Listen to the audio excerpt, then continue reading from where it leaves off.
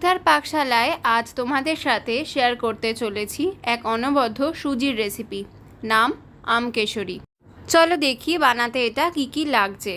প্রথমেই লাগছে সুজি। মাপ বোঝার জন্য একটা বাটি নিয়ে নিয়েছি, সেটার হাফ বাটি সুজি নিয়ে নিয়েছি। এবার সুজিটাকে মা শুকনো খোলায় একটু ভেজে নেবে।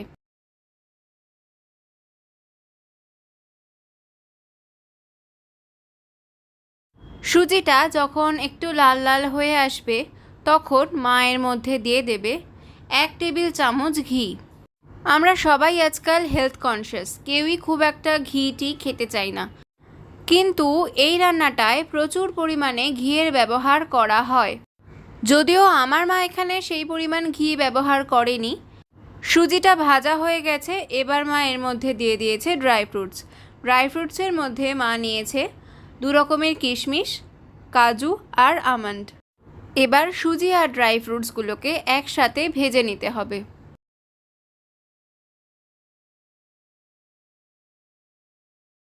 এখানে মা নিয়ে নিয়েছে হাফ বাটি চিনি। যতটা সুজি হবে সেই পরিমাণই চিনি লাগবে। দেখো এখন সুজিটাও বেশ ভাজা ভাজা হয়ে গেছে, রঙটাও পরিবর্তন হয়ে গেছে। এবার মা এর মধ্যে দিয়ে দেবে জল। জলের পরিমাণটা হবে হাফ বাটি সুজি হলে 2 বাটি জল। এবার মায়ের মধ্যে দিয়ে দেবে 1 চিমটি জাফরান। এবার সব কিছু ভালোভাবে মিশিয়ে নেবে। এই রান্নায় জলের পরিমাণটা একটু বেশি দিতে হয় যাতে সুজিটা ভালো মতো ফুলে সফট হয়। এবার মা এর মধ্যে দিয়ে দিচ্ছে এলাচ গুঁড়ো। তারপর ভালোভাবে মিশিয়ে নেবে। সব কিছুকে ভালোভাবে নেড়ে চেড়ে মিশিয়ে নেওয়ার পরে মা এর মধ্যে দিয়ে দেবে হাফ বাটি চিনি। তারপর আবার ভালোভাবে নেড়ে চেড়ে মিশিয়ে নেবে। সব কিছু ভালোভাবে নেড়ে চেড়ে মেশানো হয়ে গেলে মা এর মধ্যে দিয়ে দেবে গুঁড়ো দুধ। গুঁড়ো দুধের পরিমাণটা হবে সুজির যা পরিমাণ ঠিক সেই পরিমাণ। তারপর ভালোভাবে নেড়ে চেড়ে মিশিয়ে নিতে হবে। এই পর্যায়ে নাড়া বন্ধ করা যাবে না, কারণ নাড়া বন্ধ করলেই গুঁড়ো দুধটা দলা পাকিয়ে যাবে আর সেটা পরে মুখে পড়লে ভালো লাগবে না খেতে। তাই গুঁড়ো দুধটাকে ভালোভাবে নেড়ে চেড়ে সুন্দর করে মিশিয়ে নিতে হবে। দেখো গুঁড়ো দুধটা ভালোভাবে মেশানো হয়ে গেছে আর এর মধ্যে কোনো লাম্পস নেই, কিন্তু এবারও ভালোভাবে নেড়ে চেড়ে যেতে হবে যাতে তলা থেকে আটকে না ধরে। এই পর্যায়ে জিনিসটা আস্তে আস্তে শুকোতে শুরু করবে, তাই এটাকে নাড়তে থাকতে হবে যাতে নিচে থেকে পুড়ে না যায়। এবারে মা নিয়ে নিয়েছে সুজির সম পরিমাণ আমের পাল্প। এবার এই আমের পাল্পটাকে মা সুজির মধ্যে অ্যাড করে দেবে আর ভালোভাবে নেড়ে চেড়ে মিশিয়ে নিতে থাকবে। ভালোভাবে নাড়তে থাকতে হবে যাতে ভালোভাবে আমের পাল্পটা সুজির সাথে মিশে যায় আর যাতে তলা থেকে পুড়ে না যায়, কারণ এই পর্যায়ে এটা শুকাতে শুরু করবে আর শুকাতে শুরু করলে নিচ থেকে পুড়ে যাওয়ার চান্স আছে। তাই ভালোভাবে নেড়ে চেড়ে যেতে হবে।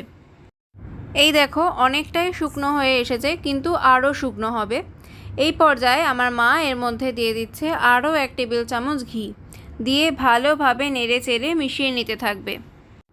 যত এটা শুকিয়ে আসতে থাকবে তত এটা ছিটতে থাকবে, কিন্তু তাও এটা নেড়ে যেতে হবে একটু সাবধানে যাতে গায়ে ছিটে না লাগে। দেখো অনেকটাই শুকনো হয়ে এসেছে, কিন্তু এটা আরও শুকনো হবে, একদম কড়াইয়ের গা থেকে উঠে আসবে। যতক্ষণ পর্যন্ত না কড়াইয়ের গা থেকে ছেড়ে আসছে ততক্ষণ পর্যন্ত এটাকে নেড়ে চেড়ে যেতে হবে যাতে তলা থেকে পুড়ে না যায়। দেখো সুজির রঙটাও কিন্তু এখানে বেশ সুন্দর এসেছে, তাই না? যখন প্রায় অনেকটাই শুকিয়ে আসবে তখন এর মধ্যে দিয়ে দিতে হবে 1 টেবিল চামচ ঘি। তারপরে আবার ভালোভাবে নেড়ে চেড়ে মিশিয়ে যেতে হবে।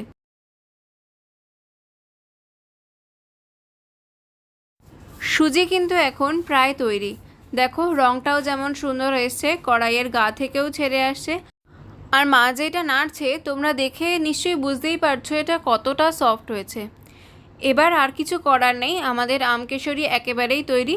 এবার জাস্ট এটাকে সার্ভ করার পালা আর খেয়ে দেখার পালা কেমন হয়েছে। এটা যখন আমি বসে এডিট করেছি তখন অলরেডি আমাদের রান্নাও হয়ে গেছে আর খাওয়াও হয়ে গেছে। এটা খেতে যে কতটা ভালো হয়েছিল সেটা তোমাদেরকে বলে বোঝানো যাবে না, আর তার জন্য এটা তোমাদেরকে বানাতেও হবে আর খেয়ে দেখতেও হবে। যারা সুজি খেতে পছন্দ করে না তাদেরও যদি সুজি এইভাবে বানিয়ে দেওয়া হয় তারাও তাহলে এটা খেয়ে নেবে।